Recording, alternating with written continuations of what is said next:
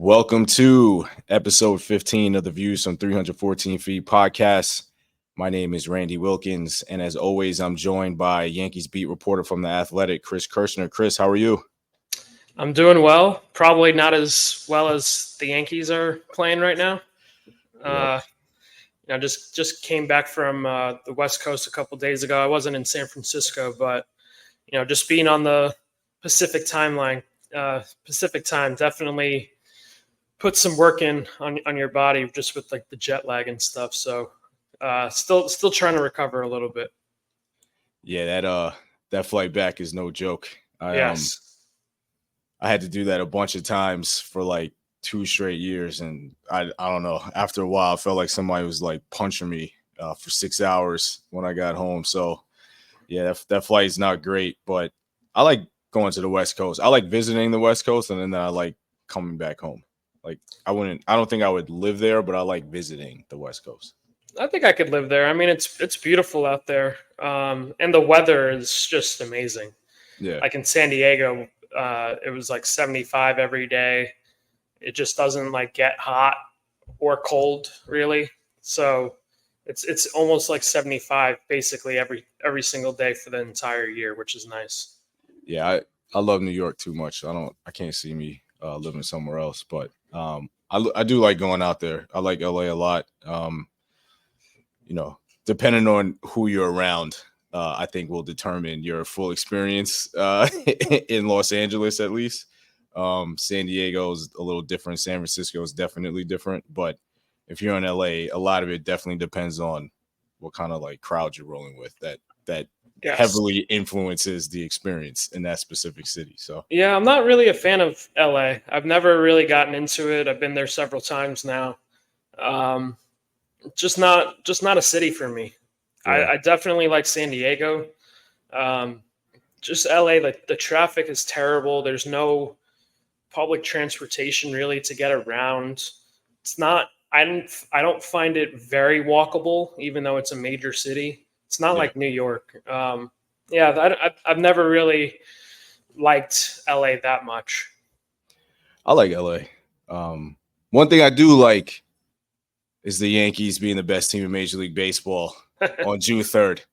I also just want to put this out there right at the beginning. I also love all of the Cope tweets and radio hits in San Francisco and San Diego, and Aaron Judge running away from the grind and running away from Barry Bonds' shadow, only to come to the very tepid market of New York City and not having to deal with shadows of legends and not having to take on the responsibility of following some guy named Derek Jeter and his captaincy. No. Aaron Judge ran away from the shadow of Barry Bonds and the grind of known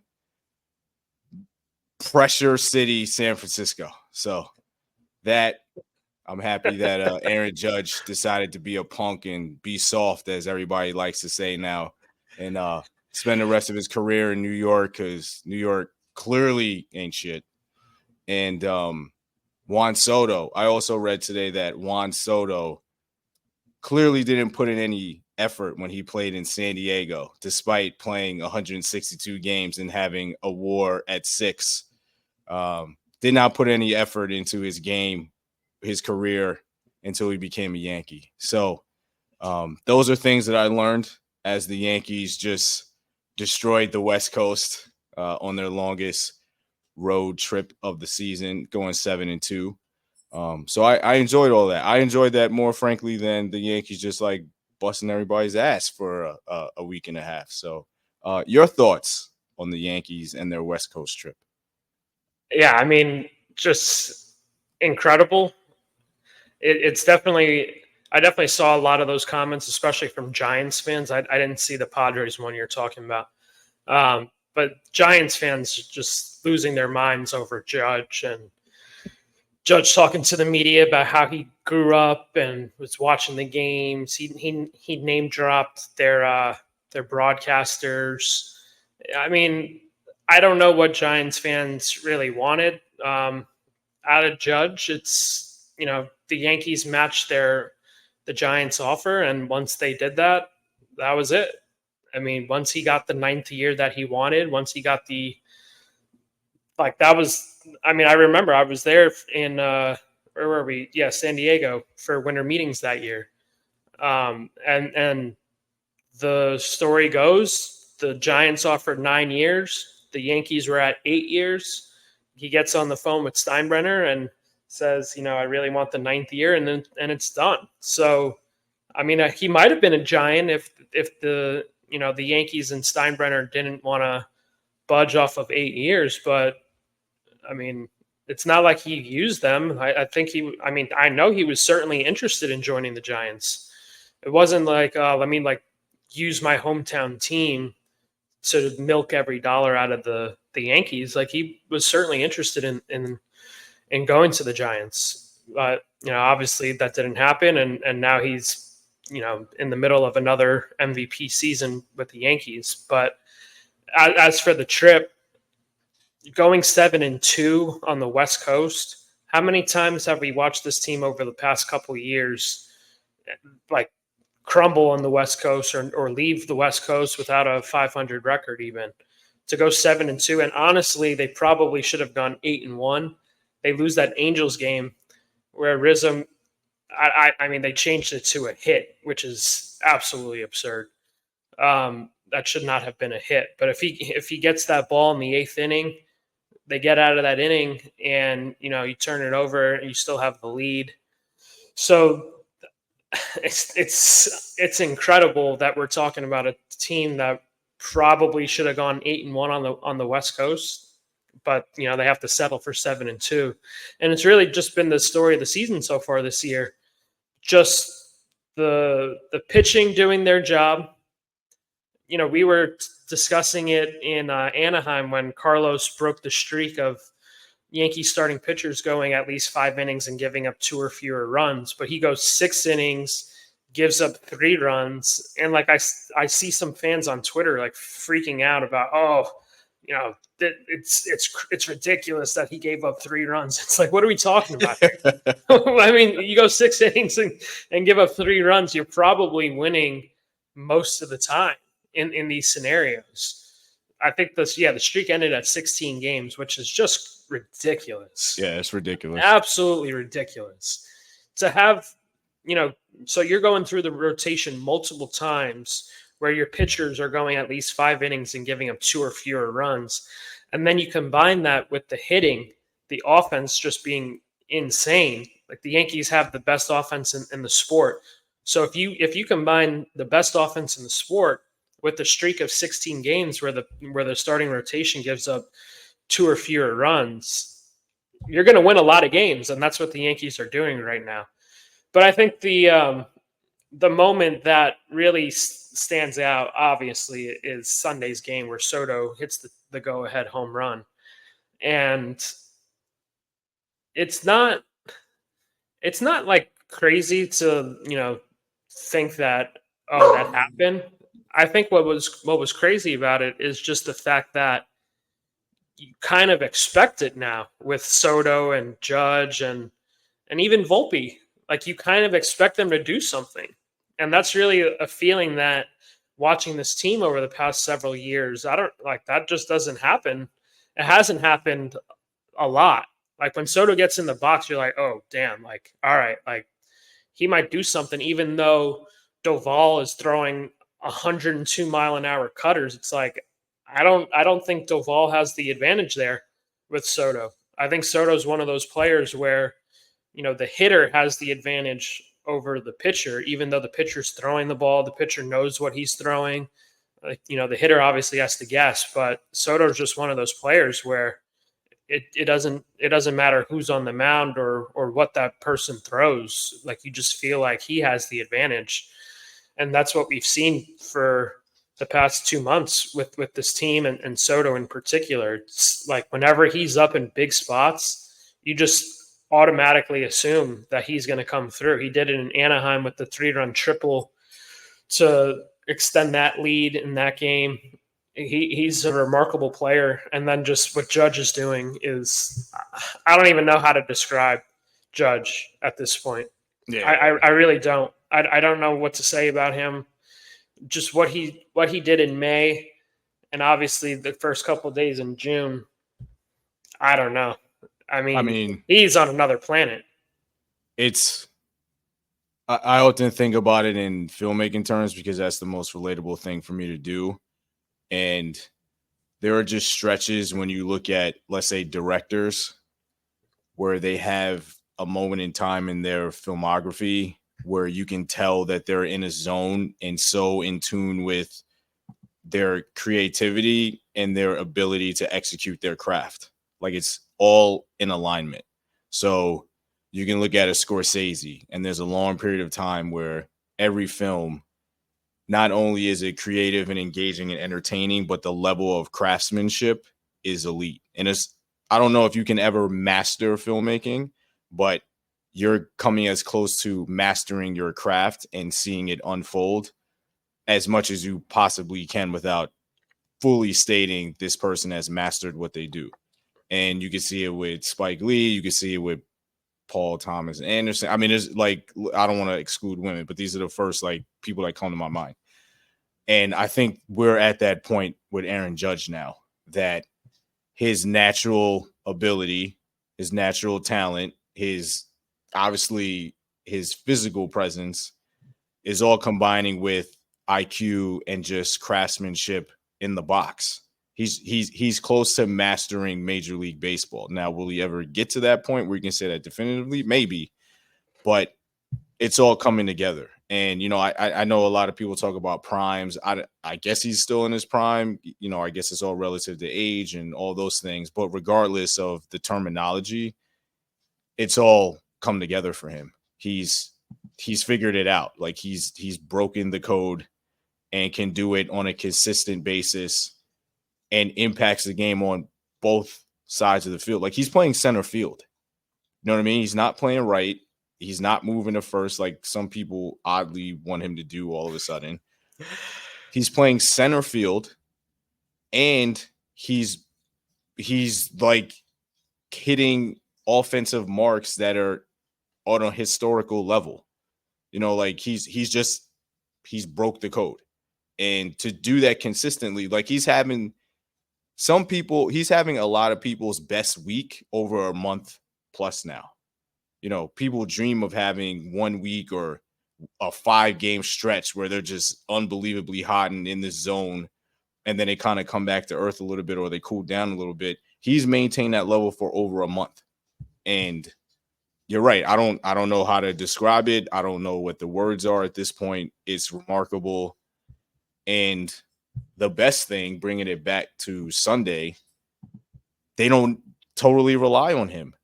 He's not the reason why they won that game in the 9th inning. He was a part of it. Obviously, he contributed, but it was a total team effort.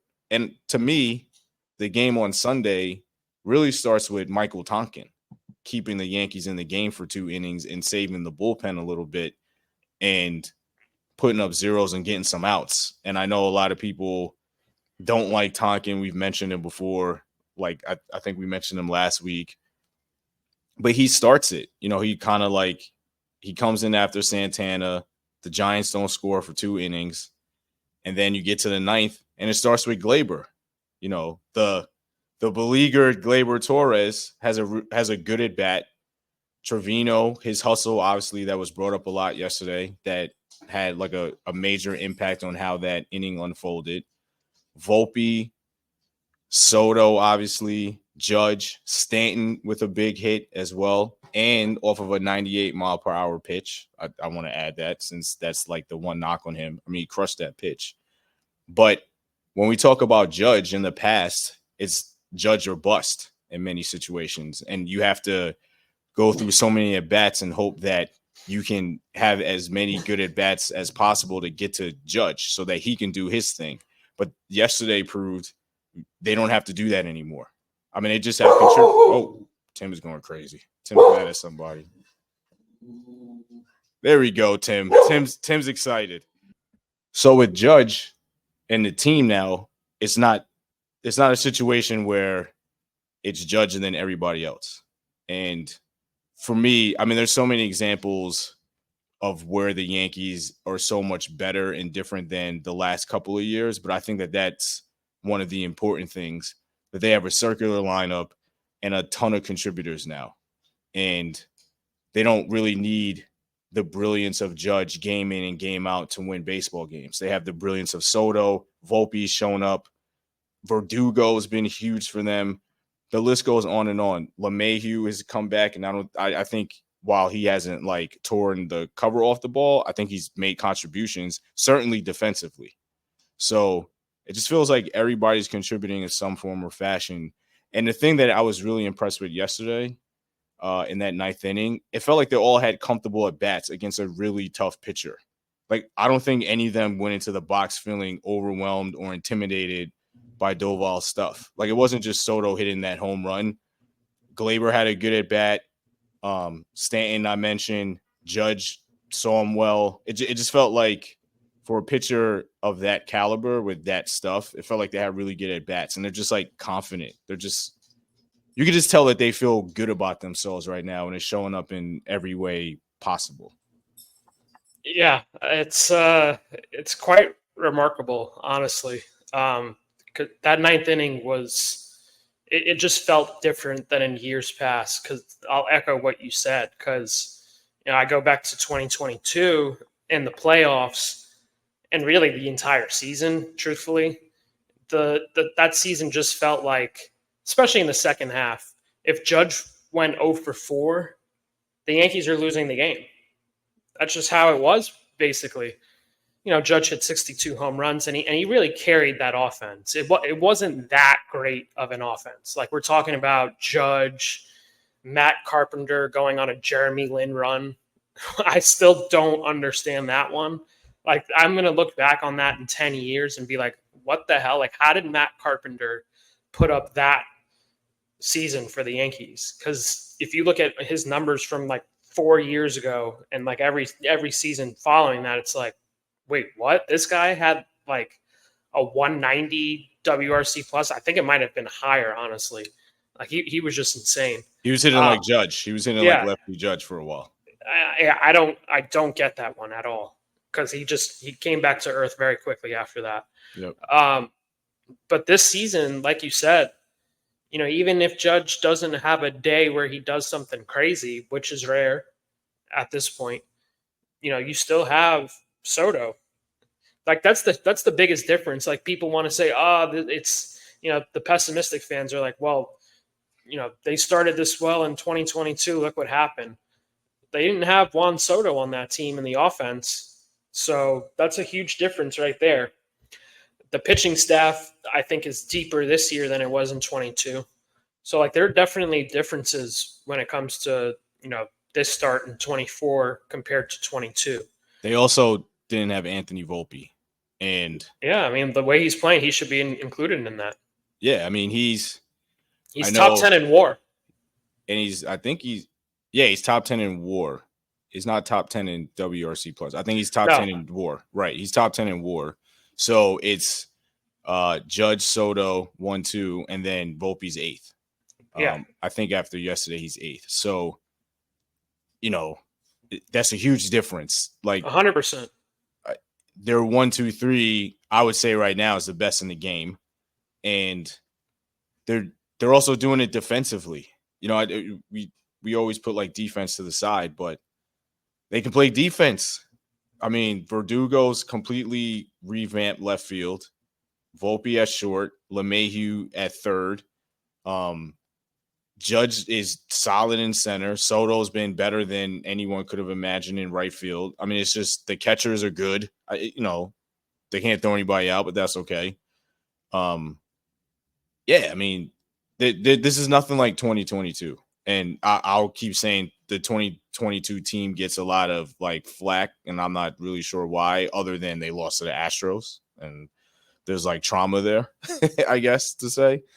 But this is nothing like 2022. Like I wouldn't have expected a comeback like this in 2022, and I like the 22 team. Like, as soon as Glaber got the hit I was like, oh, they're going to win this game.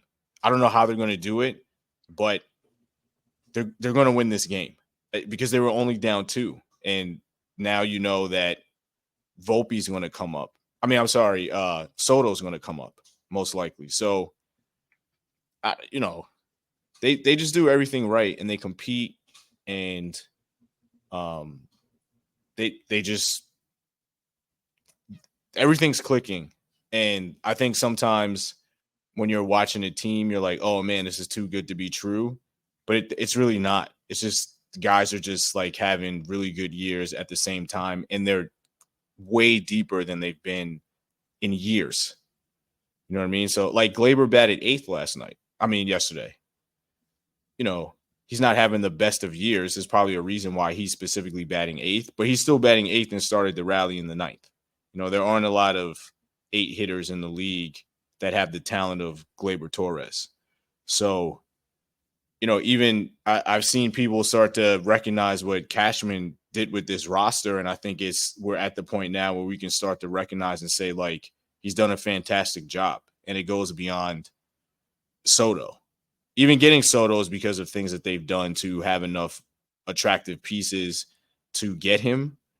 But I mean, there's throughout the roster now, there's a lot of moves that were made that Cashman did that are paying off huge dividends. I was a skeptic about Alex Verdugo, big time skeptic.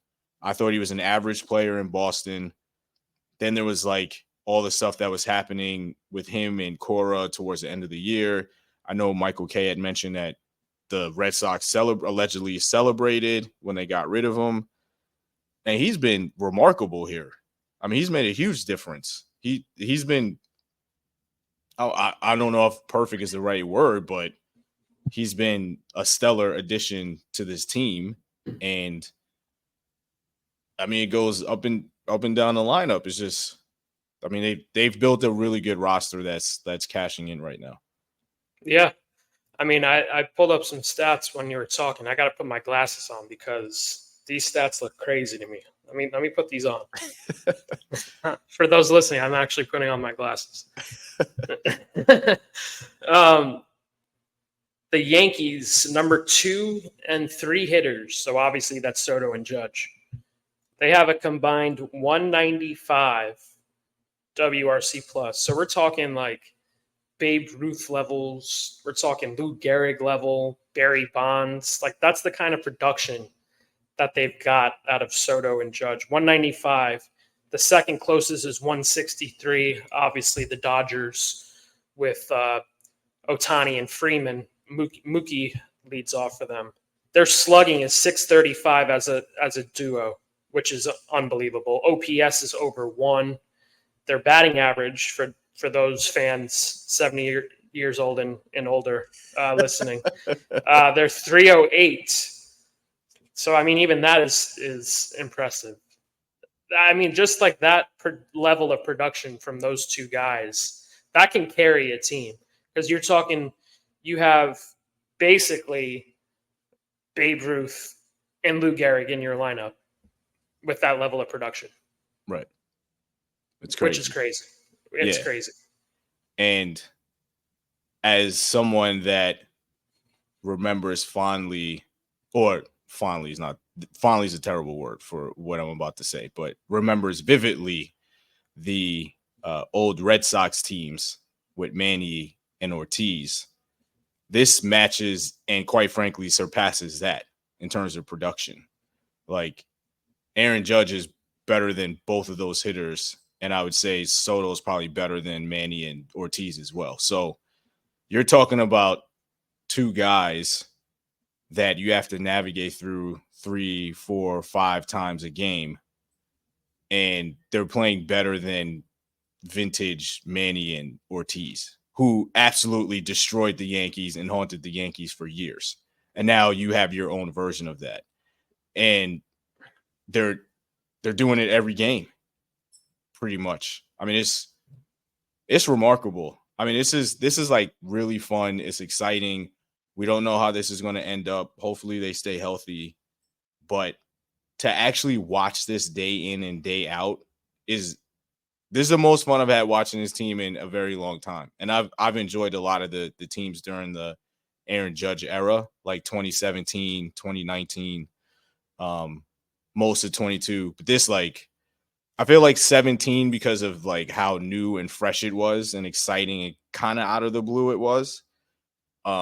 17 will always have like a special place in my heart, but like 24 is getting to that point for me as well, just because they're so good, and they're playing to the level that you would expect them to play at. Like there's no fluke here. Like, you can't find anything that feels like a fluky performance. You can't qualify it. You can't put an asterisk next to it. They're as good as they look. And they've been as good as they've looked since day one when the season started. And they've gotten even better. Like, I remember we had Tim, man. Tim was going crazy today. Tim is begging to be on the show today. Yeah, we talked about how they looked the part in other episodes, and how there really isn't anything that would suggest that there's something underlying that can undermine what they're doing, or that the record doesn't reflect the performance. And now they've kind of taken that next step forward as it's gotten hotter, as they've gotten more comfortable, and the offense has really found its stride. The one thing that was missing early on was slugging, and they've completely taken care of that.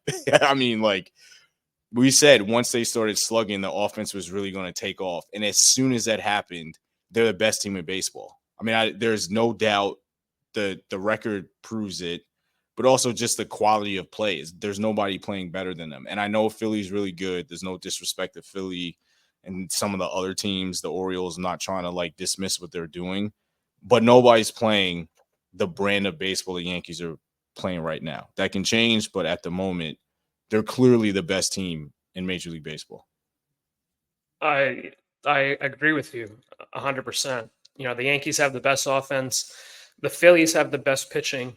They have a 2-war lead over the second best team pitching. The Yankees pitching, they have the lowest ERA, but like if you look at the underlying metrics, like the underlying metrics would suggest that at some point they're not going to be pitching at this level anymore. I think they're like 15th in expected FIP, which puts them obviously middle of the road. But the five guys in the rotation have obviously been remarkable.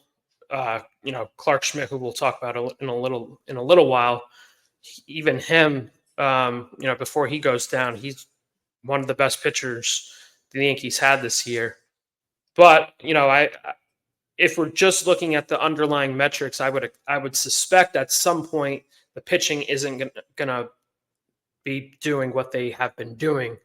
But it's fine though, because if like the offense continues to hit the way they have, even if your starter goes 5 innings, gives up 4 runs, like that's still fine with this offense. Like that's still good enough to win a game.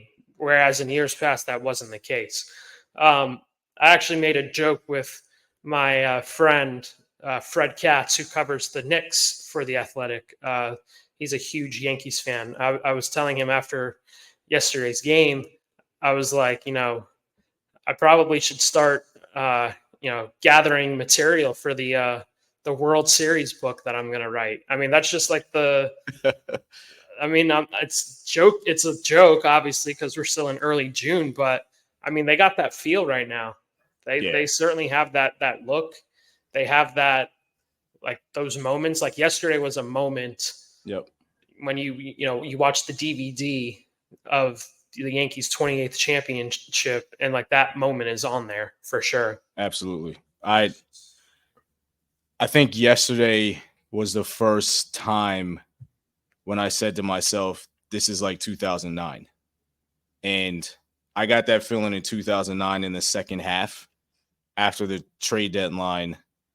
And then the Yankees like really took off. And I believe that was when they had that 15-inning win against Boston, when I think it was A-Rod that hit the home run. Yep. It And was like that 5-hour Sunday yeah, night game. yeah, that went on forever. And I believe that was in August. And it was around that time when I was like, oh, they're winning the World Series. Like nobody's beating this team. Like I'm convinced. I'm all in. And it was when we did the captain, CC Sabathia also said, like in the second half, he was like, oh, we're winning the World Series. Like this is it. Tim also agrees. Tim is definitely going to be a part of this episode. Tim strongly agrees. So I'm starting to get that feeling with this team even earlier than the 2009 team. Again, we don't know what's going to happen. There's a lot of season left, but they're starting to like create those moments where you start to say, okay, this team has it, whatever it is. And I know that's like an overused thing, but I don't care. I'm going to use it. It's the most convenient phrase to use at the moment. There's something happening with this team, and even they are starting to acknowledge it. And they're starting to use the word special when they talk about the clubhouse. Boone is bringing back the Savages. There was a Savages callback yesterday after that game. He was fired up. So something's going on with this team in a very positive way that if they can maintain it, I have really difficult times figuring out who could beat this team in the playoffs. And you mentioned the pitching and where they are at in their underlying metrics, but there is someone close to returning that could probably help those stats a little bit, and we will talk about him right after this break. And we're back. I had to have a talk with Tim and let him know that's okay. The Yankees are doing well. He doesn't need to be pissed off and ornery. We'll probably hear from him again. So I'm just giving everybody a warning. He's having a day today. I don't know what's going on with him, but I put him in his crate so he can like hang out and like relax a little bit, but he's giving me the death stare. So just giving everybody a heads up now that Tim might be vocal one more time. But as we alluded to going into the break, there is someone that is a very important piece of this puzzle for the Yankees. And as we talk about the World Series and the potential for this team to make it and maybe win it this year, there's somebody that needs to be a part of that, and that's Garrett Cole. And obviously there's some very encouraging news on that front. So Chris, do you want to let everybody know what the status is for Garrett as we speak today on Monday, June 3rd? Yeah, I'm sure most people know by now, but Cole will start a rehab assignment with AA Somerset Tuesday, so the day this episode comes out.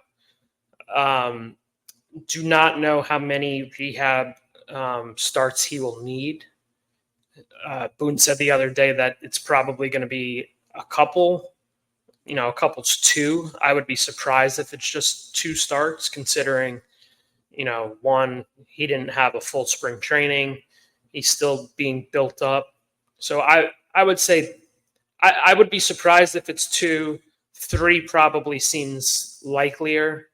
3 or 4, honestly, depending on just how he feels and how he's bouncing back in between his outings. So if we're talking 3, let's say 3 rehab starts that Cole will make, that could put him on track to possibly be available June 19th. That was one of the dates that I mentioned in a story I wrote the other day.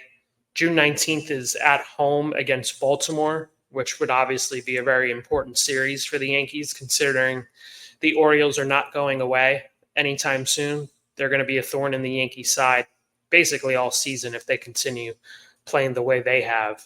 Even with the Yankees having the best record in baseball, they only have a 3-game lead over Baltimore because Baltimore has been, awesome this year.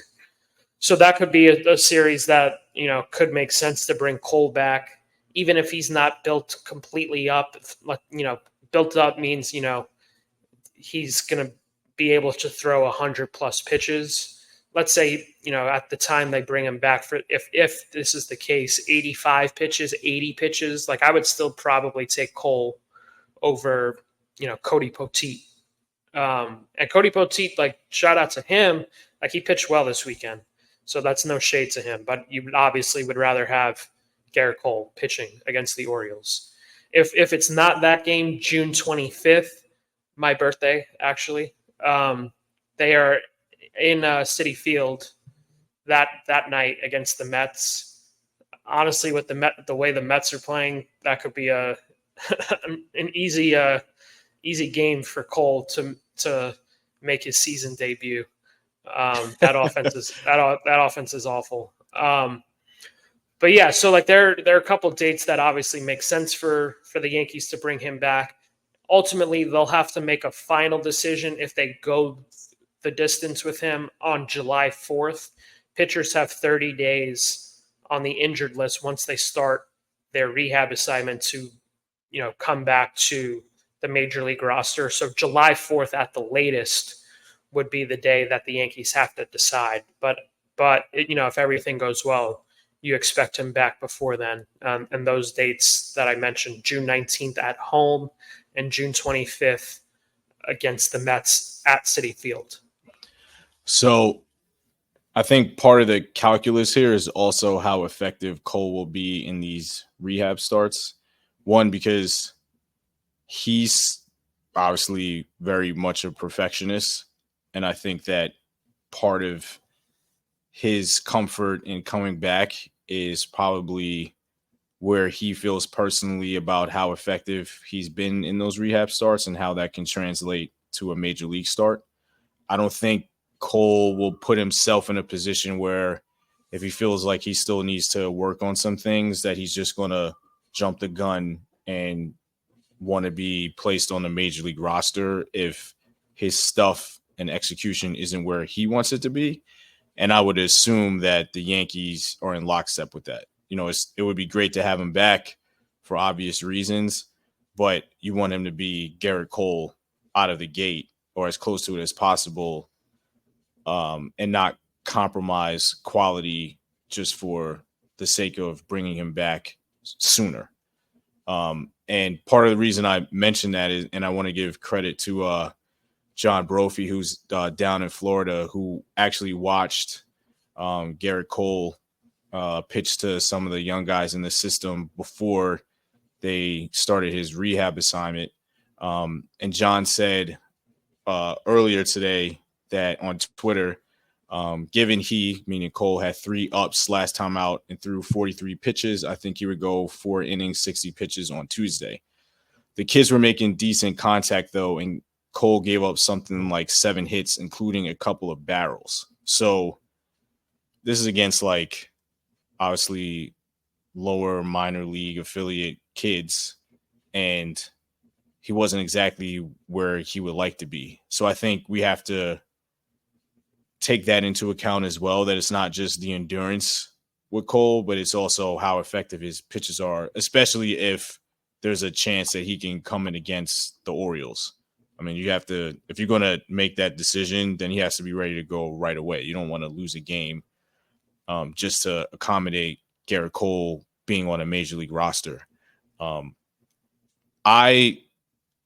This is going a little bit quicker than I think both of us anticipated, because I think that both of us talked about the All-Star break and that time being the more likely scenario. Obviously, that's not going to happen. He's going to be back before then. So this is happening quicker than at least I anticipated, but I wouldn't rush it. I mean, if it lines up where he can face the Mets versus the Orioles, I think I might take that. If something like that matters to the Yankees, maybe it doesn't. Maybe they're just like, we don't care as Garrett Cole, he could face an all-star team. We could care less. If he's ready, he's going to be better than them. So that might be part of the thinking as well. But as an outsider that doesn't have access to all the stuff that they're discussing and the metrics and the data and his contributions to all of this, the Mets start makes way more sense to me. I mean, that's just a way to get your feet wet, go up against a bad team, bad offense, and then kind of get your season rolling. But, Cole might say, I'm ready to go. This is like opening day for me. It doesn't matter. There's a mentality that goes along with it too. When you're the best pitcher in baseball, you probably don't care. Like, yes, and knowing Garrett and talking with Garrett, yes, he certainly doesn't care. Yeah, I mean, if he makes his debut against Baltimore, he'll feel like he's ready to go, and that doesn't mean he's going to have success, obviously. And we still don't know how Garrett's going to look coming off of this injury, so that's also something to note for fans. Clamoring that we're getting the Cy Young back. We don't know how he's going to perform yet, so I would just temper expectations a little bit. I mean, he might, come out and look like the Cole from last season, and obviously that would be a huge boost for the Yankees' chances of winning a title. Like if he's going to continue pitching the way he did last year, and then you add him to what they already have in the rotation, that's a huge boost. But we still don't know how he's going to perform yet. But with Garrett, if he feels he's ready June 19th and it's the Orioles, it's the middle of the week, he'll pitch. If he feels like he's not ready and needs one more, the Mets outing certainly makes sense. But the Yankees are certainly going to do what's best for Garrett. Just because it is a series against Baltimore, if he's not fully ready, they won't pitch him. That's just how they operate.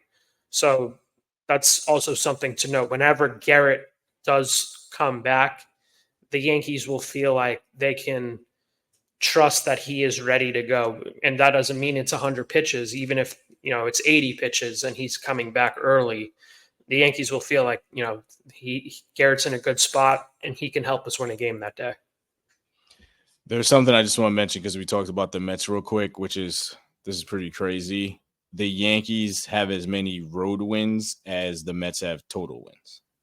So, I think I checked that after the Yankees won yesterday. The Yankees have 24 road wins. The Mets have 24 total wins.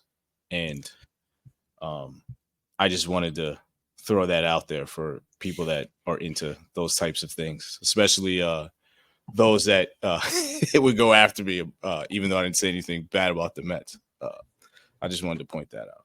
Yep, I just fact checked you. The Mets are 24-35. The Yankees are 24-11 on the road.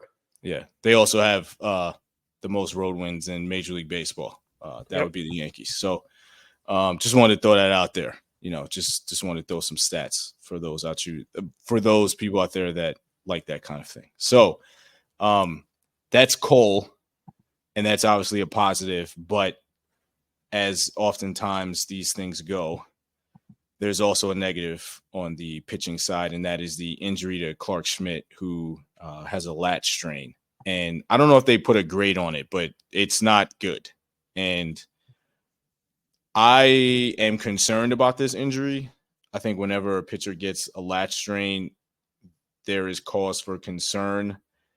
And the timeline that the Yankees provided just for him to get back to picking up a baseball was not encouraging. And obviously the Yankees have gone through this with Luis Severino in recent years. I believe there was somebody else that they had that I can't remember off the top of my head who also had a lat strain that knocked him out for a while. But obviously Severino is the most recognizable case with this injury over the last couple seasons. And I am like really concerned about Clarke Schmidt and if he's going to pitch again this season, and if he does, how effective he will be.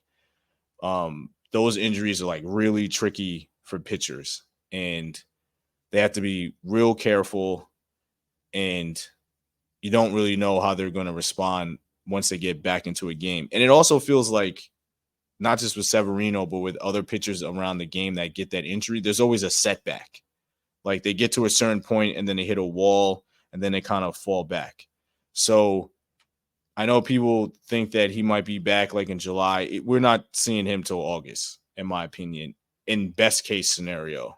Mm-hmm. And when he comes back, if he comes back, I have no idea what he's going to look like. I mean, it's a terrible injury for a guy who we've talked up a lot on this podcast. and we both felt he was putting together an all-star campaign for himself. And now he's going to be on the shelf for a while. And I would say it's a big blow for the rotation because I think it is.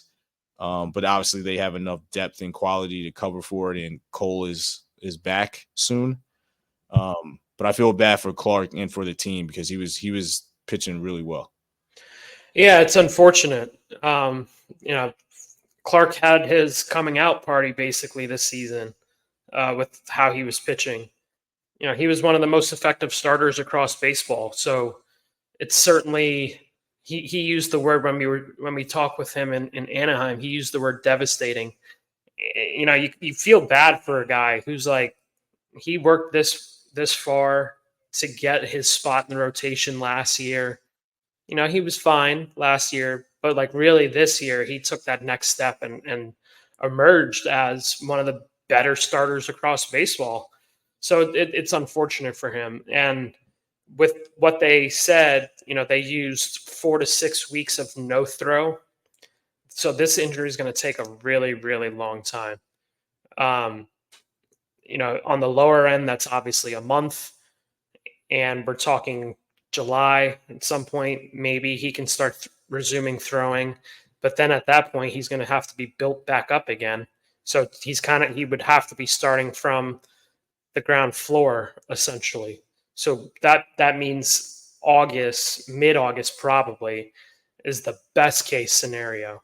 And as you said, these injuries are tricky just with where the lat is located. There's a lot of strain that you put on your lats when you're a pitcher, especially.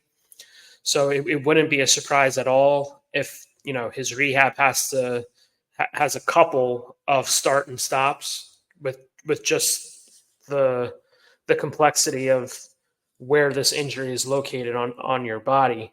So it's certainly I wouldn't say I would be shocked if we don't see Schmidt again this season. But, if you're looking at it best case scenario, we're talking mid-August, late August, possibly. And at that point, the Yankees are going to, have a good idea of what they would want their playoff rotation to look like. I don't know if they would even put Clarke back in the rotation at this point, especially if we're talking late August, early September, mid-September, who knows? Because then, you only have a few weeks until the playoffs begin at that point.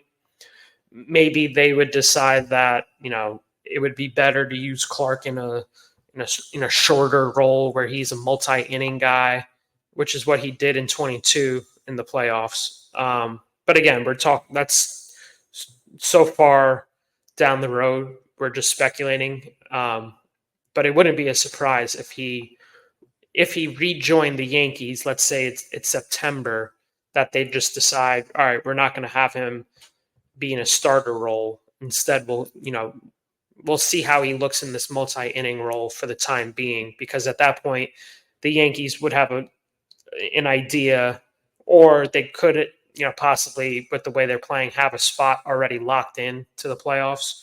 And at that point, I think we discussed it a few weeks ago, where if they have that big of a lead, let's say in the division, or they're locked into like the first wild card, to experiment some to see, okay, like we know we're in the playoffs. Like, let's see what Clarke looks like in a 2-inning or 3-inning reliever role, or let's see what Luis Heel could look like in a 2 or 3-inning reliever role.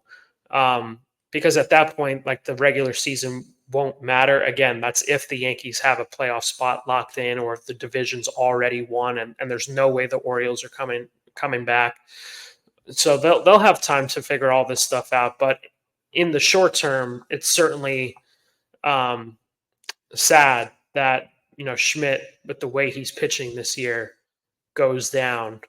And it's also a blow for the Yankees because he's someone who every fifth day was giving the Yankees an opportunity to win a game. Every single start that Clarke had this year, the Yankees were in the game. And that's a credit to Schmidt and the job he did this season. So let me ask you this. We know Cole's coming back. Schmidt is out. There's still the heel thing because it's a long season and we don't know how he's going to hold up. Do you think at some point the Yankees consider trading for a starter?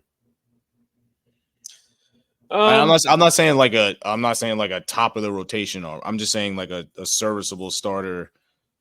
I don't necessarily mean an innings eater either, because that kind of defeats the purpose. You don't want to just throw somebody out there just to throw innings. Like a quality back end guy. Like a Domingo Herman quality type of starter, essentially. I mean, I wouldn't. I'm not saying Domingo, but like that kind of starter. Yeah. I mean, it wouldn't be a surprise because one, you can never have enough pitching, and coming into the season, I think most people would have said they don't have enough depth in the starting rotation. So it wouldn't be a surprise if they added someone of like Domingo's caliber, where he's like a 5 or even a 6 in the rotation. I do think that like they've shown that they do have some depth with Cody Poteet. If he continues pitching, he's made 2 starts for the Yankees, and he was doing fine in the minor leagues. But if he shows that you can get 5 innings out of him, maybe not. But again, I think you can never have enough pitching. It wouldn't be a surprise if they got someone who's cheap or can throw 5-6 innings in a game if they needed a spot start somewhere. It's obviously not their biggest need, which we'll talk about in a little while when we get to our mailbag. But yeah, I mean, I'm speculating here, but it wouldn't be a surprise if they added a starter. I wouldn't say it's top of the line starter, but someone who can make a spot start on occasion. Yeah, I have a feeling they're gonna look into it, just because the history of Brian Cashman has kind of shown that even if they don't feel like they need a top of the rotation guy, which they don't. I mean, I think they're covered on that end of things, but they do believe in organizational depth that can kind of, I guess, swing around a little bit. That might not have been the best phrase, but you guys know what I mean. So I think they will look to try to bring somebody in before the trade deadline. Also, I still feel like they're going to be monitoring Heel in some way. Whether, obviously, they're not going to do anything with him now in terms of where his position is in the rotation, but they do have to pay attention to his workload and where his body is at as the season progresses. So they might want to insulate themselves a little bit to help with Heel's workload as the season goes on, because he's obviously entrenched as a starter. He's their best starter right now. And I think it would be beneficial to him and the organization to make sure that they have just enough depth to just create flexibility in managing Heel throughout the season, because we're in early June. We don't know where he's going to be in early August, as the season starts to really turn into a grind for all players. So I think it would be smart, now that Schmidt's not going to be around for a while, to look into that at some point. And again, as we both said, definitely does not need to be some big time pitcher where you're giving up the farm. They don't need that piece, but I think somebody, like you said, a Herman type would be helpful if that person's available and isn't too expensive. It's just something to think about as we move forward. It's not necessary now. I'm not calling for it now or ringing alarm bells. It's just something that popped in my head as we were speaking, as the rotation will start to change as the season goes on. So Chris mentioned the mailbag. We're going to take this break. We have a bunch of questions. We're going to try to get to all of them. So we will get into the mailbag segment right after this break. And we're back. It's mailbag time. It's one of the fun portions of the podcast, especially because there is a theme that has popped up over these questions over the last couple episodes, and we will hit on that theme in a second. I bet you all can guess what that theme is, but we'll give you a minute or two to think about it while we answer this first question. From Justin Sanchez. Hey, guys, this is Justin from Dykeman, as Tim says hello to Justin from Dykeman. He's a big fan of the pod. I'm never mad at Soto getting a hit for a bunt, but Buddy and I were arguing if a swing is a better strategy in that spot. What do you think? I actually really appreciate this question. So what are your thoughts on the Juan Soto bunt? I'm of the opinion that you want your best hitters to swing away. Like, I get how demoralizing it could be for a pitcher if, at this moment, the Yankees are down 3-1. Volpe's on first base. And Soto, who's obviously one of their two best hitters, lays down a bunt, and then you have Aaron Judge up next. I can see how that would be demoralizing. My opinion, like if I'm the coach, I would want Soto and Judge to swing away every time. Like a single there, like sure, like I'm talking like mentally, it would probably affect the pitcher on the mound because it's like, really? Like this guy just laid down a bunt and now I have to face Aaron Judge with runners on first and second. My opinion is I want Soto swinging away. I'm not criticizing him and saying it's the wrong move, but that's just what I would do in that situation. I loved it. I thought it was incredible. It was I thought a very smart baseball play because they gave it to him, obviously, but it's also just like disrespectful as hell. It is disrespectful. And when Soto acknowledged that he did it partly because Judge is behind him. Yeah. And Judge is so hot. I was like, yeah, exactly. I mean, it just tells me where their team is at. And it made total sense. I totally get what you're saying. And I get it. Like you want Juan Soto to hit away every at bat. I get it. I'm largely in agreement. I probably am in total agreement. But when I saw it, I loved it. Because now it's first and second, and you have to pitch to Judge. And Judge has been the best player in baseball for over a month now. And I don't know if this was part of it, but someone had mentioned, it might have been Jeff Nelson on the post-game show. He also knew probably that Snell couldn't get off the mound. And the third baseman's playing back. They're all obviously expecting him to hit away and try to drive a ball. It just made sense to me. And as long as that's not like a habit, then I'm totally fine with it. And Soto himself said, yeah, I might pull it out I keep saying crazy things. I might drop a bunt every once in a while just to keep them honest. And as long as it's like that, I like it. Also, it has a lingering effect on other teams because you don't know when he might do it again. And they might just say, okay, we'll take the bunt because you're Juan Soto. But the problem is you're probably going to have multiple base runners on base for Aaron Judge with less than 2 outs. And it just adds another layer of pressure for the other team. And whenever you can do that with those guys, I'm not going to have a problem with it. It's just as many ways as you can put pressure on the defense and the pitcher, I'm all for it. So I thought it was a great play. He did hit 2 home runs. Maybe he would have hit a third, and we wouldn't have had the drama at the end. But I loved it. I thought it was a great baseball play. I'm all for bunting when you're bunting for base hits. I don't like sacrifice bunts for the obvious reasons, unless like the situation really calls for it, like in extra innings and it's tied and you're at home and the other team didn't score a run. I think those are necessary times to bunt. But bunting for a base hit, I'm all for, because I think half the time these guys are asleep because nobody bunts, unless you're a player where they would be alerted by it. Beyond that, like I love bunting for a base hit because I really think these guys are just not paying attention enough to really defend it if you can execute it properly. Yeah, I mean, if you can execute it properly, obviously Soto did. But, if Soto bunts and it's back to, I think Snell was still on the mound at the time. If he bunts it to Snell, you just wasted an at bat.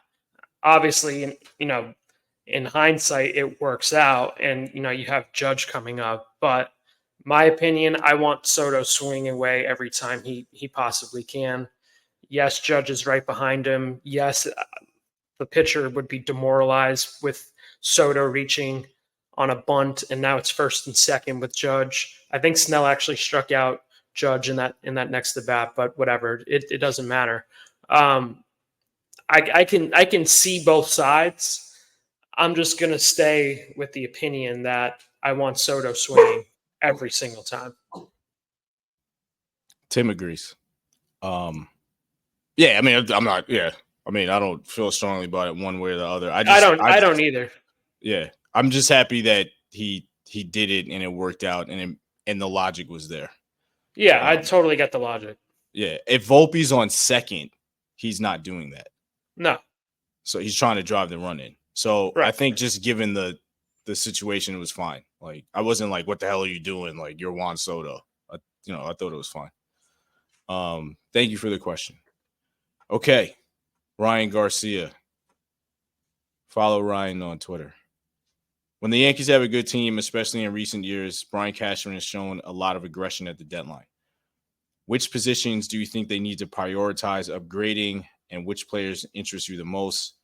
Love the show, and thank you guys for taking the question. Hope you're all well. We're doing well. We hope you're doing well also. Thank you for the question, Ryan. I wrote the other day, I spoke with James Rowson, the Yankees hitting coach, about Anthony Rizzo, who, he's just not playing well. He just hasn't played well. He had that one stretch where it coincided with the Milwaukee series where he, started to look like he was coming out of whatever funk he was in. And then, basically since then, he just hasn't been very productive. DJ LeMahieu's now back at third base. I wrote in the story about Rizzo that Rizzo's probably not getting replaced anytime soon, just with the current roster, because if, let's say, the Yankees replace Rizzo, it would see LeMahieu sliding over to first base and Oswaldo going to third base. I mean, Anthony Rizzo is just a better player than Oswaldo. That's what we're talking about here, because, he would essentially, Oswaldo's replacing Rizzo and Rizzo goes to the bench. It's just not happening, because I would rather have Anthony Rizzo getting 4 plate appearances every day than Oswaldo. Oswaldo was great for the first 2 weeks of the season. I mean, he was basically in line with Juan Soto. That obviously wasn't going to continue. And he's also just better suited in a role that's with him coming off the bench. So if you look at it that way, we're talking about possibly not anything happening until the trade deadline. I honestly think the Yankees should consider trading for a corner infielder. I don't know how much you can trust Rizzo and LeMahieu. And as we've discussed, the Yankees have a very, very, very good chance of, possibly winning it all this year. They're one of the teams that could certainly win it all. So you want your best team. I get Rizzo is liked in the clubhouse. Sometimes I feel like that stuff is also overblown. It's if you're a good player, that's more important than clubhouse morale, in my opinion. I'd rather build a team that, is good at every single position. And right now, first base is weak, and third base, who knows with LeMahieu. I don't know if I have much trust in DJ at this point. I think he's going to be good defensively, but hitting, I don't know, especially coming off a foot injury. So by saying that, the Yankees should be prioritizing making the best roster possible. If they can upgrade first base or third base, they should do that. That's just, I think it's common sense, at least in my view. If you can upgrade those positions, and give yourself another good player in the lineup, like they should do that with just how good this team is right now. Every little step that you can be better matters. Like we've seen that in the playoffs. Like if you can be better, incrementally better at one area of the game, like that could launch you into the World Series. So I think the Yankees should certainly consider adding a corner infielder. We've talked about it in prior episodes, but Ryan McMahon, who's on the Rockies, he's their third baseman, very good hitter, still young, on a very reasonable contract. You have to call the Rockies just to see what they would do. As I said before, the Rockies are a mess. They're a joke of a franchise. They're poorly run. You have to call them because you just never know what they're going to do. Brian Hayes, who's not playing that well for the Pirates. He is the son of Charlie Hayes, former Yankees third baseman, also on a reasonable contract. Who knows, like with the Pirates, the Pirates are obviously trying to build something with their two starting pitchers, Paul Skeens and Jared Jones. I don't know if they would part ways with Hayes, but also the Pirates love shedding money. They love having a payroll that's under $100 million. So you have to call them too. And then also the bullpen still needs to be upgraded. Yeah. They have, Dennis Santana throwing innings. Like he shouldn't be anywhere near the playoff roster. Caleb Ferguson has not panned out. They obviously don't trust Victor Gonzalez that much. He's not used that much. So they have like 3 to 4 spots in the bullpen that could be upgraded. A couple names who I would be watching out for. Andrew Nardi, who's on the Marlins, a left-handed reliever, strikes out a lot of hitters. We've talked about before, but getting guys who can strike out hitters is important for the bullpen. And he's one of the best at it. The Marlins are basically having a garage sale. They're just, hey, it's just a garage sale in Miami. Come on down. We have discounts on everything. So he's one. Tanner Scott, also on the Marlins, another lefty. He's someone that the Yankees should inquire about. And then the White Sox, the Yankees made a trade last year with the White Sox. There's some familiarity there. They added Keenan Middleton at the deadline. Michael Kapich, been one of the better relievers in the American League. He, I believe, has Kopech, yes. Yeah. I think he has 1 year left on his contract before hitting free agency. Makes total sense for the Yankees to inquire about there. Don't know if he's going to cost that much. With Nardi, he's pre-arbitration, so the Yankees would have to, probably give up something there. I look at the move that they made with Scott Effross in 22. I believe Effross was pre-arbitration. When they traded for him, they gave up Hayden Wesneski, who's actually been pitching well for the Cubs this year.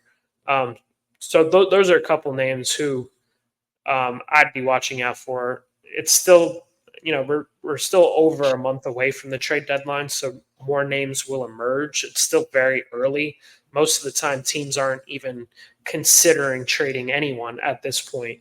We'll have a better sense of that when July rolls around. But those are a couple names who I would be interested in if I was Brian Cashman. So I think bullpen is obvious, and I agree with you. Corner infielder is the next priority. But I was looking at names, and I don't think that there are many options to really satisfy that need on the trade market. I think Ryan McMahon is the obvious one, and I know people have started to bring him up outside of what we said about him on the podcast. I just don't trust the Rockies making a in-season trade. I mean, I agree with you, they're a disaster, but I think what comes along with that is just not understanding how to read the market or cash in chips, or understand that they're not going anywhere anytime soon and that they should probably do things to get ready for the future. I mean, it just feels like when we talk about them being disasters, all encompassing, like not being aware of the present and not being aware of the future as well. and they just come across as a team that's very difficult to do business with because of those things. I don't know if they want to be good now. I don't know if they want to be good in the future. I don't know if they care about the present and the future. Like I don't know with the Rockies. I mean, I don't think the Rockies know. I mean, because what do they actually do in either direction to let you know what they're thinking? I mean, it's just nothing. So I would love to trade for Ryan McMahon. I know that there are other teams that are interested in Ryan McMahon, but I don't believe the Rockies are aware that they can trade Ryan McMahon, let alone generate interest to trade him. I just don't. I think he's on the worst team he could possibly be on if he wants to get out of there. Because what are they doing? You know, I just don't have confidence in the Rockies understanding how to capitalize on it. And even I'm speaking about this beyond him going to the Yankees. I just mean to any team. Like, when do the Rockies make trades? And like, when do they make sense? I can't really think of those moments. I mean, so I'm looking at the other third basemen that are available and there's like nothing. I mean, you know, they're either on a good team or they're not very good.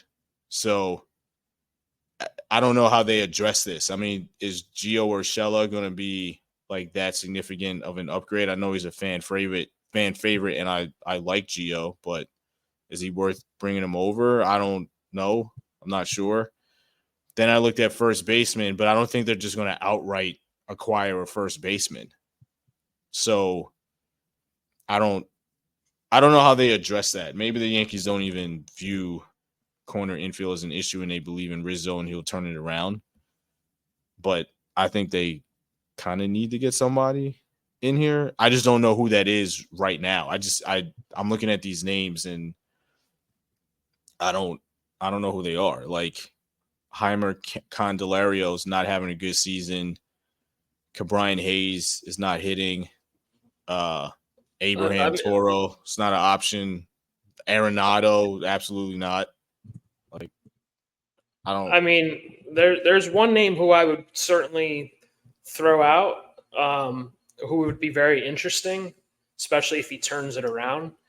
I mean, Paul Goldschmidt would make sense. He's right. You know, the Cardinals are always trying to win. But there may come a point with the Cardinals, again, we still have over a month to go, where they look at the situation. Goldschmidt's going to be a free agent at the end of the season. So this would be a rental for the Yankees, which I think they would like, honestly. Yeah, because it doesn't put any money on the books for, Soto or whatever. The Cardinals may look at it as we may not re-sign Goldschmidt. We're not going anywhere. We don't have a chance to win the title. Let's get something for Goldschmidt. I mean, I think that would be that would certainly be an interesting name for the Yankees. He feels very Yankee. Yes, he does. He's very Yankee. So I think that could certainly be someone to keep an eye on, especially if the Cardinals fall out of the race. I think they're already 7 games back of the Brewers. They're not beating the Brewers in that division anyway. And also, if they make it to the wild card, it's like, okay, they're not winning the title. Right. They're not good. So he's someone who I would be looking out for. I know Judge respects Goldschmidt a lot. Yeah, for sure. Me, Brendan Cuddy, my coworker, and Andy McCullough wrote a story last spring training on Goldschmidt and Judge getting together before last season. They spent a day down in Jupiter, Florida, where they just nerded out over hitting. Judge was like trying to pick up on Goldschmidt's 2-strike approach. He ended up not using it, but Goldschmidt's certainly one of the hitters that Judge respects the most across baseball. Again, I don't know if the Yankees would want to add just a primary first baseman. He doesn't play anywhere else. But again, if we're talking could Goldschmidt make a difference if he turns it around? Like they should at least consider it. It's not like he's bad in the clubhouse. Like he's widely respected. So like he wouldn't be, messing with, clubhouse morale or anything like that. I don't think. But yeah, I think he would be someone to watch in the next month. Yeah, I mean, I trust him turning it around more than I do Rizzo. Yeah, he's one of the best hitters of his generation. Like he's a very good player. I would suspect, unless he's washed. I don't watch Cardinals baseball every day. I don't know what the problem is there. He is older, but unless age has caught up to him, I would suspect him turning it around. He's a very, very good player. Yeah, he can make a difference. I'm curious if they, like you said, if they would want a primary first baseman, but it might play out in a particular way where it makes sense to go after him. But that is an interesting name. I had thought about him, but I was also like, he's a right-handed first baseman, so I don't know if they want to do that, but maybe they will at some point. I mean, things can change in the next month. So, good question. Thank you very much. Okay. Let's do one more before we get into the major theme of all these questions. From Joshua Finchler. Good evening. Hope you guys had a nice weekend. My weekend was pretty good, except the Rangers lost, which was annoying. With Cody Poteet looking solid in a small sample so far, I assume he is in line to be our fifth as Cole rehabs the next few weeks. Does this make guys like Will Warren, Beater, or Chase Hampton more likely to trade at the deadline when we look for high-end bullpen depth or corner infield addition, or do you think that is a reach? I don't know if I would trade those guys for bullpen help. I would trade those guys if it meant like having someone who's either pre-arbitration, like we were talking about with Nardi, or someone who you have under control who's in arbitration, but he still has, 4 more years to go. Like I wouldn't touch those guys unless you're getting someone who's a controllable piece. Like I wouldn't say, let's trade Chase Hampton for Kopech. Like you're not going to do that. So yeah, I wouldn't say like I would suspect those guys being moved for bullpen pieces unless like that person is pre-arbitration. And even then, like I would try and hold out in trading those guys unless it's like a bigger piece that's coming back. Hampton's also been hurt for the entire season. I don't think that he has much trade value right now across the league. I don't think he's pitched this year. He had a shoulder injury that's kept him out since like spring training. Will Warren has not pitched well at all. I don't know what's going on there. I probably should check into that. He hasn't been good at all. Like his numbers are really, really bad. Clayton Beater is on the injured list right now. I believe he has a shoulder injury. But like we've discussed previously with Beater, it's possible that we see him at some point in the bullpen. His stuff is good. He may get a chance at some point. So I would say it's probably unlikely for any of those guys to get traded, especially for bullpen help. But, you never know. And also, when it comes to trading pitchers, I would trust the Yankees organization to make the right moves. Like if they trade one of those guys, they see something in them that suggests that it's just not going to work here. I think they've earned that right to have full trust in their decision making when it comes to signing pitchers, targeting pitchers, or trading pitchers. Like the Yankees organization, when it comes to pitching right now, I think they're one of the best when it comes to evaluating and developing talent. I agree. I don't have much more to add to that. I mean, they're either hurt or ineffective, so I'm not sure how much value they have at the moment, depending on what happens when the deadline comes up. So I'm in agreement. All right. So we have now hit the over arching theme of all these mailbag questions as we get them. And again, we appreciate them. This is not a criticism. We appreciate them. But we've reached the point of the show where we're now going to talk about Jason Dominguez, everyone's favorite top prospect, who is obviously doing well in Double-A on his rehab assignment. So from John Harvey, other than injury to a current outfielder or DH, what is the best path forward to integrate Dominguez without disruption or reducing his playing time? Grisham, DFA, and rotate others day off. I will just take this one. That path does not exist unless someone gets hurt or you bench someone. So you do not have a path forward to integrate Jason Dominguez without disruption or reducing his playing time. And the Grisham suggestion, I've talked about this a bunch of times already. He doesn't play. I mean, we're on June 3rd. He does not have many plate appearances, and you do not want Jason Dominguez to just replace Trent Grisham as someone on the bench who also does not play. So there is not a path for Jason Dominguez to be on the Yankees anytime soon. Someone would have to get hurt, and he'd have to be ready to go. I think the encouraging thing is that he's showing that he's healthy and that he can be productive, at least in Double-A, which he's already conquered. So to see him already start off at that level, I think is very encouraging. Is good. It's a good sign just in the health context. I don't think the production itself means much because he already conquered Double-A. He should be doing that if he's healthy. I think it's just a good progress report on his health. But there is no clear path for Dominguez to be on this team anytime soon. You're not benching Stanton. Stanton's having a very good year. We've talked about Verdugo and his impact. Judge and Soto are there.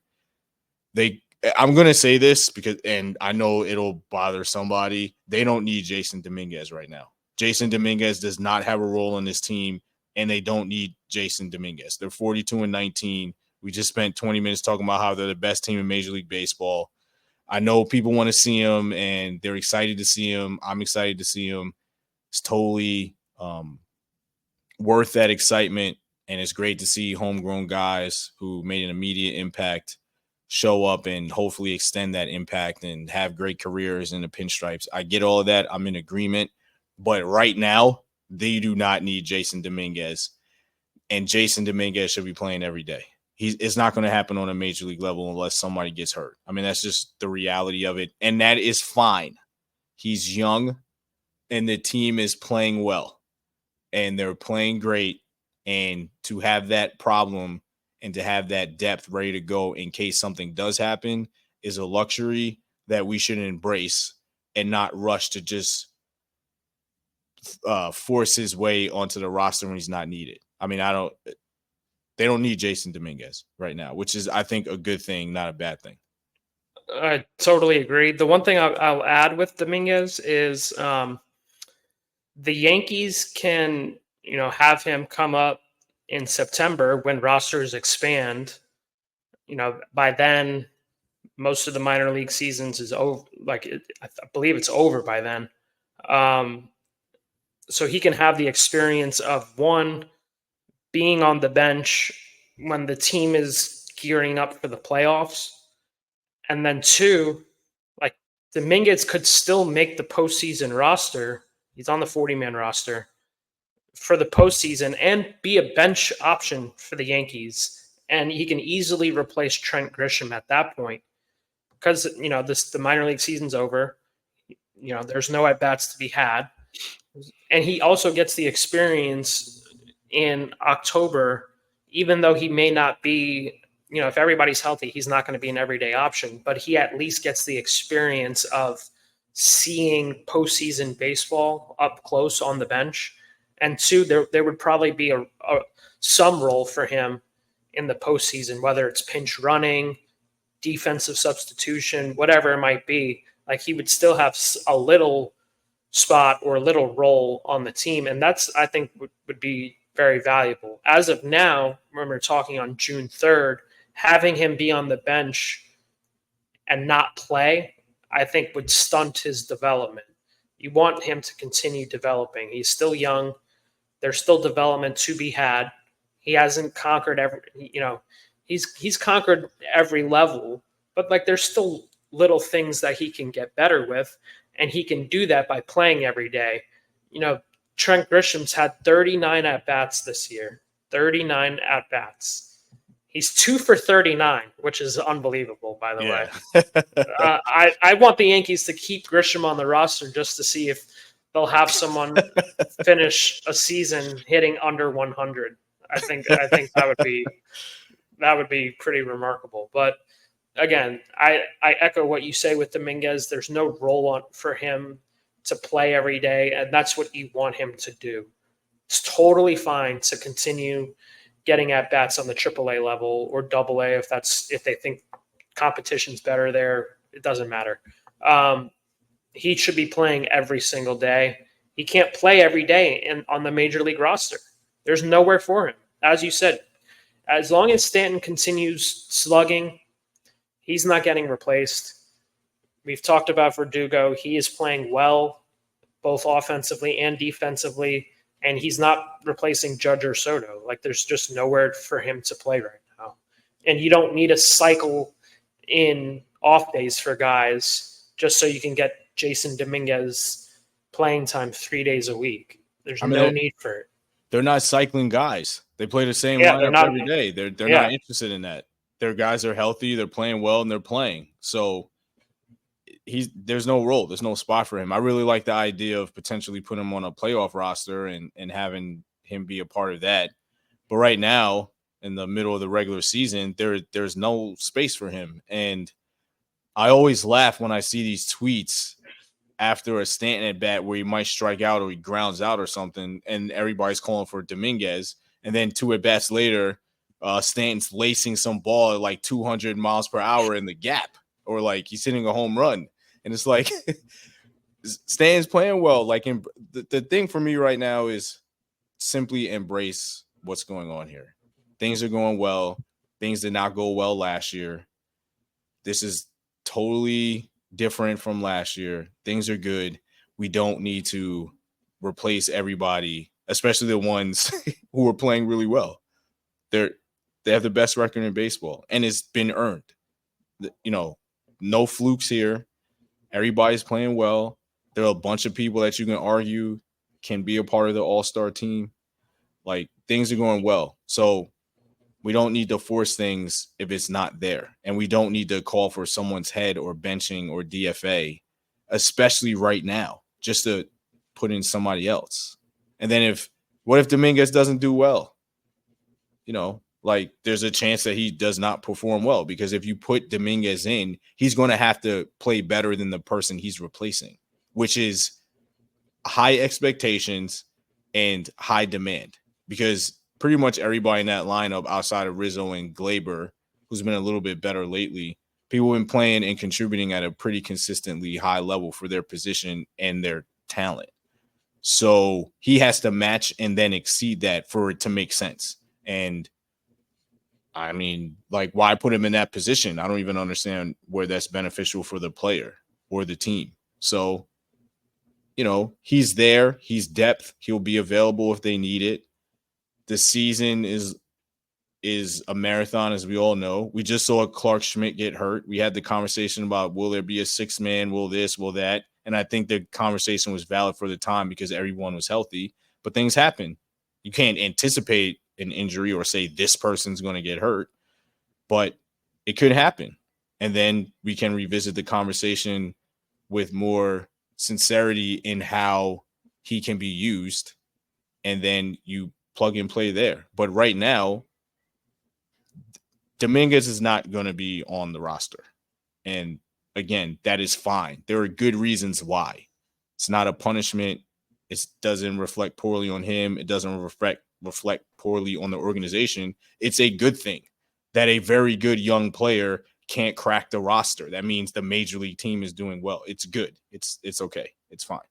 Like, he's going to get his time at some point. I have nothing else to say. Cool. You covered it. Thank you. We had another mailbag question, but that was about Jason. So I think, like, we've we've covered that topic for this week. So as we wrap this up, do you have any final words before we get out of here? I'm excited for this coming weekend series against the Dodgers. Yamamoto's pitching on Friday, which should be fun. Obviously the Yankees were heavily involved with Yamamoto this offseason. Should be a fun series, potential World Series preview. Who knows? But the way both teams have been playing, sorry. Obviously the Phillies in the National League think they have the best record. Yeah, they have the best record in the NL. But Yankees Dodgers would certainly be a fun World Series preview. World Series. So I'm excited for this weekend's games. Yeah, it should be good. I'm thinking about doing a live stream on Friday before that series starts. I have to figure out how that works. We do this through StreamYard. So I'll figure out how that works, and if anybody's interested, I'll poll people and see if people want to do that. And if you're free, you can hop on as well, obviously. But try to get something going that's maybe not a recorded episode, but something that we could talk about the Dodgers series and kind of preview it and see how it goes and how fun that weekend will be. So Tim looks like he's fallen asleep, so I don't think he has any final words since he's been letting his voice be heard and known throughout this episode. But I think he's set his fill for this episode. I don't have anything to add. The Yankees are good. Embrace it, enjoy it. They play Minnesota, then the Dodgers. Hopefully they have another great week of baseball. And we appreciate all of you listening to the podcast. You can find us on all of your favorite podcast platforms. You can also find us on our YouTube channel of the same name. Please leave us a 5-star review. Help us spread the word. Subscribe. All those great things. We appreciate each and every one of you listening and supporting. And we will be back next week.